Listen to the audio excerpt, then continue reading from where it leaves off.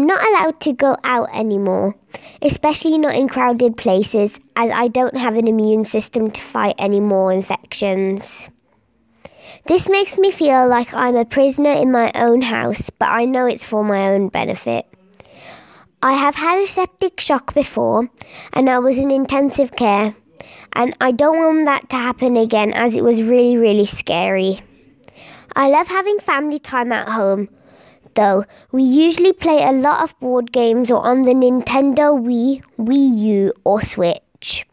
Sometimes even watching a movie together is really nice.